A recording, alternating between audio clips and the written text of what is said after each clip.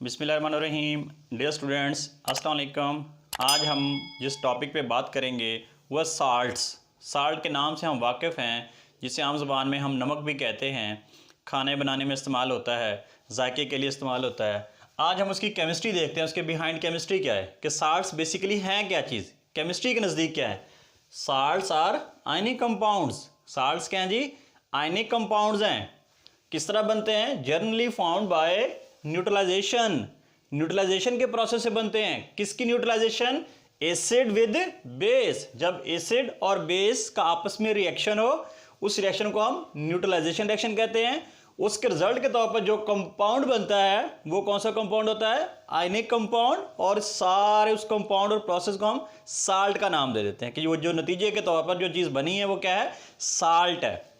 अब यहां ionic compound को पहले देख लें। हमने 9th में चैप्टर नंबर 4 में पढ़ा था ionic compound, covalent compound, metallic compound. तो थोड़ा सा ब्रीफली यहाँ देख लेते हैं आयनिक कंपाउंड्स क्या होते हैं जी। आयनिक कंपाउंड्स वो कंपाउंड्स होते हैं जो कंप्लीट ट्रांसफ़र ऑफ इलेक्ट्रॉन से बनते हैं, जिसमें इलेक्ट्रॉन की कंप्लीट ट्रांसफ़र होता है।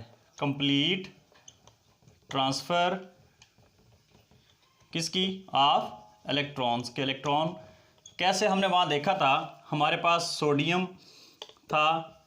सोडियम ने अपना एक इलेक्ट्रॉन, इसकी इलेक्ट्रॉनिक कन्फिग्रेशन क्या थी? 281।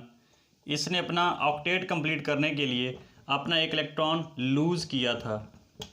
सिमिलरली क्लोरीन था, उसकी इलेक्ट्रॉनिक कन्फिग्रेशन 287 थी। उसने एक इलेक्ट्रॉन गेन करके अपना ऑक्टेट कंप्लीट करने के लिए एक इलेक्ट्रॉन गेन किया, उसके ऊपर नेगेटिव चार्ज आया। तो इस पॉजिटिव और इस नेगेटिव के दरमियान में एक strong electrostatic force of attraction पैदा हुई, जिसके नतीजे में ये एक कंपाउंड बना जिसको हम आयनिक कंपाउंड कहते थे। अब ये बेसिकली कैसे बना था? ये कंप्लीट ट्रांसफ़र ऑफ इलेक्ट्रॉन्स, यानी सोडियम ने एक इलेक्ट्रॉन ट्रांसफ़र किया और वो किसने ले लिया? क्लोरीन ने ले लिया। सोडियम अपना एक लूज़ करके उसका ऑक्टेट कंप्लीट हो गया। क्लोरीन के वैलेंस शेल में 7 इलेक्ट्रॉन थे, उसने एक गेन करके अपना ऑक्टेट कंप्लीट कर लिया। तो इस तरह पॉजिटिव आयन और नेगेटिव आयन बने। उन दोनों के दरमियान में एक strong electrostatic force of attraction पैदा हुई, जिसके नतीजे में वो आयनिक कंपाउंड बना। तो इन शॉर्ट हम कह सकते हैं कि what are the ionic compound? Compound in which ionic bond is formed, जिसके अंदर आयनिक बॉन्ड होता है। और आयनिक बॉन्ड कैसे बनता है? By complete transfer of electron. एक डोनर होता है, एक एक्सेप्टर होता है। सोडियम देने वाला है, क्लोरीन लेने वाला है। तो एक बात तो ये कंफर्म हो गई कि साल्ट कौन से कंपाउंड होते हैं? आयनिक होते हैं, कोवलेंट नहीं होते, मेटालिक नहीं होते, या कोऑर्डिनेट कोवलेंट नहीं होते। कैसे बनते हैं भाई? Formation by generally found by the neutralization of acid and base. यानी साल्ट कैसे बने? देख, तो ये है जी हमारे पास साल्ट है जी। किस तरह बना? Neutralisation process. किसका? बेस को जब एसिड के साथ मिलाया जाता है तो साल्ट और वाटर बनता है जी। न्यूट्रलाइजेशन क्यों कहते हैं? देखें, ये बेस है, बेस की अपनी प्रॉपर्टीज़ हैं। एसिड है, एसिड की अपनी खसूसियात होती हैं। लेकिन जब ये दोनों आपस में मिलते हैं तो इनका केमिकल रिएक्शन के बाद जो प्रोडक्ट बनती है उसमें ना एसिड की प्रॉपर्टीज़ है ना बेस की, बल्कि एक साल्ट एक नया प्रोडक्ट बनता है, उसकी अपनी खसूसियात हैं, जो कि इंटायरली टोटली ये साल्ट डिफरेंट होता है इस एसिड और बेस से। हम एक एग्जाम्पल लेते हैं। सपोज हमारे पास बेस है जी सोडियम हाइड्रोक्साइड। एसिड हम ले लेते हैं जी HCl। इसके नतीजे में जो साल्ट बनता है जी हमारे पास, सपोज ये है जी NaCl। वाटर तो है ही है। अब ये NaCl कैसे बना? बेसिकली इसमें 2 आयंस शामिल हुए हैं। कौन से जी? एक पॉजिटिव आयन जिसको हम कैटाइन कहते हैं। ये जो हमारा सोडियम है ये क्या जी? बेसिकली कैटाइन है। क्यों? इसके ऊपर पॉजिटिव चार्ज होता है। और ये दूसरा क्या है जी? एनाइन। एनाइन क्यों? इसके ऊपर नेगेटिव चार्ज होता है। अब कैटाइन कहाँ से आता है और एनाइन कहाँ से आता है? बड़ी ज़बरदस्त केमिस्ट्री है। देखें, हमारे पास ये जो सोडियम हाइड्रोक्साइड है, ये इसका पॉजिटिव चार्ज, ये इसका नेगेटिव सिरा, इसका ये पॉजिटिव, ये नेगेटिव। जब साल्ट की फॉर्मेशन होती है, जब न्यूट्रलाइजेशन रिएक्शन होता है, तो बेसिकली क्या होता है जी? ये एसिड का H पॉजिटिव बेस के नेगेटिव से मिलता है। ये आप देखें H और OH आपस में मिलकर क्या बना देते हैं? वाटर। ये जो दो हैं सोडियम आयन और क्लोराइड आयन, ये आपस में मिलके क्या बना देते हैं जी, NaCl यानी सोडियम क्लोराइड, एक पॉजिटिव एक नेगेटिव। अब यहाँ से बड़ा क्लियर नज़र आ रहा है कि जी ये जो पॉजिटिव सिरा है ये कहाँ से मिला आपको, बेस से। ये कहाँ से मिलना है, हमेशा बेस से, इसीलिए इसको हम बेसिक रेडिकल भी कहते हैं। इसको क्या कहते हैं जी, बेसिक रेडिकल। और जो नेगेटिव सिरा है उसका जो दूसरा है पार्ट, वो कहाँ से मिला हमें, एसिड से। और वो क्या था, नेगेटिव चार्ज वाला यानी एनाइन था। हम कह सकते हैं ये कहाँ से मिलेगा हमें, एसिड से। और इसी निस्बत से हम कहेंगे ये कौन सा रेडिकल है जी, एसिडिक रेडिकल। तो हम कह सकते हैं कि जी जो साल्ट है बेसिकली वो बेसिक रेडिकल और एसिडिक रेडिकल के कम्बिनेशन से बनता है, या दूसरे लफ्ज़ों में हम इसको मेटालिक भी कह सकते हैं। जो आपका आयन जो है बेस की तरफ से आना है उसको मेटालिक, अमूमन ये मेटल होते हैं तो हम इसको मेटालिक आयन भी कह सकते हैं। तो पता चला जी साल्ट कैसे बनते हैं, by positive and negative ion से, यानी कैटाइन और एनाइन से। कैटाइन कहाँ से आता है, बेस से आता है। एनाइन कहाँ से आता है, एसिड से आता है। जो एसिड से आएगा उसको एसिडिक रेडिकल बोलेंगे, जो बेस से आता है उसको बेसिक रेडिकल बोलेंगे। ये दोनों जब आपस में मिलते हैं तो एक साल्ट बनता है और वो न्यूट्रलाइज होता है। यानी अब इस NaCl के अंदर कोई एसिड या बेस की प्रॉपर्टीज़ नहीं है। सपोज एसिड की क्या खासियत होती है, एसिड के अंदर अगर हम ब्लू लिटमस को डिप करें वो रेड हो जाता है। इसी तरह अगर हम बेसिक सोल्यूशन के अंदर जो है रेड लिटमस को डिप करें तो वो ब्लू हो जाता है। लेकिन जब हम साल्ट के सोल्यूशन में, इस सोडियम क्लोराइड के सोल्यूशन में कोई भी रेड या ब्लू लिटमस डिप करें तो दोनों का कोई कलर नहीं आता, no change. It means it has entirely change from their reactants, क्योंकि ये अपने रिएक्टेंट से मुकम्मल तौर पर चेंज हो चुका है। तो इस तरह जो है एक साल्ट बनता है हमारे पास, सोडियम क्लोराइड। जी नेक्स्ट है जी नेम ऑफ साल्ट्स, के साल्ट को नेम कैसे दिया जाता है। साल्ट का जो नेम है दो चीज़ों से मिलकर बनता है, एक एसिड से, दूसरा मेटल से। साल्ट्स आर नेम्ड, साल्ट्स को नाम दिया जाता है from the name of metal, उस मेटल का नाम आएगा, प्लस साथ क्या आएगा जी, एंड रिस्पेक्टिव एसिड, जिस एसिड से वो मिलकर साल्ट बन रहा है। मिसाल के तौर पर हमारे पास हाइड्रोक्लोरिक एसिड है, हाइड्रोक्लोरिक एसिड का फार्मूला होता है जी HCl, HCl। इसी तरह नाइट्रिक एसिड है, इसका फार्मूला क्या है जी HNO3। सल्फ्यूरिक एसिड, इसका फार्मूला जी H2SO4। फास्फोरिक एसिड, इसका फार्मूला है जी H3PO4। एसिटिक एसिड है, इसका फार्मूला है जी CH3COOH। अब होता ये है बेसिकली कि जो साल्ट का नेगेटिव, सॉरी हमारा जो एसिड है उसका जो एनाइन है, मिसाल के तौर पर जैसे ये क्लोराइड है, इसका कि यहाँ से क्या आ जाएगा जी Cl। इसका जो है एनाइन क्या है जी नाइट्रेट, ठीक है जी। और इसका एनाइन क्या है जी सल्फेट यानी SO4। और इसका क्या है जी PO4 फास्फेट। और इसका क्या है जी एसीटेट CH3COO। अब जब भी हम कोई साल्ट का नाम लेते हैं तो एसिड के, जो एसिड का एनाइन है, जो एसिड का नेगेटिव पार्ट है वो वाला हिस्सा, और प्लस साथ जो है मेटल अटैच होगी तो उस एसिड का नाम बन जाएगा। कैसे, मिसाल के तौर पर एक और बड़ी निशानी आप देखना चाहते हैं कि वो साल्ट्स कौन से होते हैं जिनके एंड में ये क्लोराइड, नाइट्रेट, सल्फेट, फास्फेट या एसीटेट ये लगे हों, ये कंफर्म है कि दे आर द साल्ट्स। अब अगर सपोज ये जो क्लोराइड है अगर किसी मेटल जो है सोडियम के साथ अटैच होता है, इसके साथ क्या अटैच हो जाए अगर सोडियम, तो ये बन जाता है जी सोडियम क्लोराइड। देखें एक नाम, पहला नाम कहाँ से आएगा मेटल का सोडियम, और साथ दूसरा नाम कहाँ से आना है एसिड से आना है। और एसिड के भी दो रेडिकल हैं, एक पॉजिटिव है एक नेगेटिव है, पॉजिटिव वाला नहीं नेगेटिव वाला, कैटाइन नहीं एनाइन, बल्कि एनाइन साथ अटैच होगा तो सोडियम क्लोराइड। इसी तरह अगर पोटाशियम है, यहाँ इसके साथ जो है नाइट्रेट के साथ अगर हम पोटाशियम को अटैच करते हैं तो KNO3। अब देखिए पहला नाम मेटल का पोटाशियम और दूसरा क्या हो जाएगा नाइट्रेट। ये कहाँ से आया एसिड की तरफ से आया, नाइट्रेट कहाँ से आ गया जी एसिड की तरफ से। इसी तरह हमारे पास एसिड है सल्फ्यूरिक एसिड, क्या है जी सल्फ्यूरिक एसिड, और इसके साथ अगर हम मेटल जिंक अटैच हो तो ये बन जाएगा जी ZnSO4, यानी जिंक यहाँ मेटल से आ गया और सल्फेट कहाँ से आएगा जी वो आपकी एसिड से आएगा, तो जिंक सल्फेट। इसी तरह ये हमारे पास है जी कैल्शियम। अगर ये कैल्शियम यहाँ से आता है तो ये Ca(G).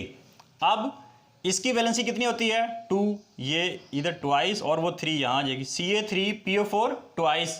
इसी तरह हमारे पास सिल्वर है तो मेटल क्या आ जाएगी यहाँ सिल्वर, और ये CH3COO वहाँ से यानी एसिटिक एसिड का जो ये वाला जो सिरा है ये हमारा नेगेटिव पार्ट है, ये यहाँ से आ जाएगा। तो इस तरह सिल्वर एसीटेट। तो अगर हम सारे नामों पे गौर करें तो क्या नाम बन गए जी इनके जो दोबारा सुन लें, एक मेटल से पॉजिटिव सिरा मेटल वाला नाम आएगा, नेगेटिव सिरा एसिड वाला आएगा, दोनों को मिला दो तो आप एसिड का नाम बन गया। देखें sodium chloride, potassium nitrate, zinc sulphate, calcium phosphate, silver acetate. अब मैं इनके ज़रा यहाँ नाम भी लिख देता हूँ और देखते हैं ये कैसे नाम बन गए जी। देखें सोडियम था, साथ एसिड मिला तो ये बन गया जी सोडियम क्लोराइड। क्या बन गया जी सोडियम क्लोराइड। ये पोटाशियम नाइट्रेट, इसी तरह ये जिंक सल्फेट, इसी तरह ये calcium phosphate, similarly silver acetate. तो देखें पहला नाम जो है अगर सबका अगर गौर किया जाए, जिसको ये मैं इनसर्कल कर रहा हूँ, ये सिल्वर कैल्शियम जिंक ये सारे क्या हैं जी मेटल हैं, और ये वाला क्लोराइड नाइट्राइड फास्फेट और एसीटेट वगैरह ये कहाँ से आए थे एसिड से आए थे, और एसिड के क्या थे ये एनाइन थे यानी उसके नेगेटिव आइंस थे। तो इस तरह जो है हम साल्ट को नाम देते हैं जी। अब बड़ा एक इंपॉर्टेंट क्वेश्चन है, ये एग्जाम में भी लॉन्ग क्वेश्चन में भी आ जाता है कि व्हाट आर द प्रॉपर्टीज़ और what are the characteristics properties of salt, के साल्ट की खसूसियात क्या हैं जी। Characteristics properties of salts, number 1 they are ionic compound. इसके बारे में हम शुरू में पढ़ चुके हैं कि आयनिक कंपाउंड होते हैं जो कंप्लीट ट्रांसफर ऑफ इलेक्ट्रॉन से बनते हैं। इसके अलावा इनकी शेप कैसी होती है, ये क्रिस्टलाइन शेप में होते हैं। दो तरह की हमारे पास उसकी फेज होते हैं सॉलिड के, एक एमॉर्फस दूसरा क्रिस्टलाइन। तो ये क्रिस्टलाइन मीन ये खास ज्योमेट्रिकल इनकी एक शेप होती है, तो ये क्रिस्टलाइन फॉर्म में होते हैं, आयनिक कंपाउंड होते हैं। दूसरे नंबर पे they have high melting and boiling point, इनके मेल्टिंग और बॉइलिंग पॉइंट्स बहुत ज़्यादा होते हैं। क्या वजह है, बिकॉज इनके दरमियान में इंटरमॉलिक्यूलर फोर्सेस स्ट्रांग होती हैं। जिन कंपाउंड्स के अंदर इंटरमॉलिक्यूलर फोर्सेस स्ट्रांग हो उनका मेल्टिंग और बॉइलिंग पॉइंट क्या होता है हाई होता है। तीसरे नंबर पे है जी वाटर ऑफ क्रिस्टलाइजेशन, साल्ट्स के अंदर वाटर ऑफ क्रिस्टलाइजेशन होता है। क्या मतलब भाई, और ये वाटर ऑफ क्रिस्टलाइजेशन की रिस्पॉन्सिबिलिटी क्या है, they are responsible for the shape of the salt, उस साल्ट की जो शेप है उसके भी रिस्पॉन्सिबल होते हैं। मिसाल के तौर पर हमारे पास कॉपर है जी, कॉपर सल्फेट, इसी तरह हमारे पास है कैल्शियम सल्फेट, ये भी एक साल्ट है ये भी एक साल्ट है। कुछ साल्ट्स के साथ कुछ number of water molecules fix होते हैं, वाटर ऑफ मॉलिक्यूल्स फिक्स होते हैं, नंबर ऑफ वाटर मॉलिक्यूल, जिस तरह कॉपर सल्फेट के साथ है, इसी तरह कैल्शियम सल्फेट के साथ भी, और इनकी एक तादाद भी फिक्स है। कॉपर सल्फेट के साथ हमेशा जो है 5 वाटर मॉलिक्यूल होंगे और कैल्शियम सल्फेट के साथ 2 वाटर मॉलिक्यूल होंगे। तो हम इसको कहते हैं जी कॉपर सल्फेट के साथ कितने वाटर मॉलिक्यूल 5, और ये 5 वाटर मॉलिक्यूल या ये 2 वाटर मॉलिक्यूल बेसिकली क्या है जी, ये वाटर ऑफ क्रिस्टलाइजेशन कहलाते हैं। क्या कहलाते हैं, वाटर ऑफ क्रिस्टलाइजेशन। और इनकी क्या जिम्मेदारी है, ये उस जो साल्ट की क्रिस्टल की जो शेप है उसके लिए रिस्पॉन्सिबल होते हैं, ये जिम्मेदार हैं कि शेप कैसी बननी चाहिए। और इसको पढ़ेंगे कैसे, देखें लिखते वक्त कॉपर सल्फेट ये डॉट डाल के वो वाटर मॉलिक्यूल लिख देंगे।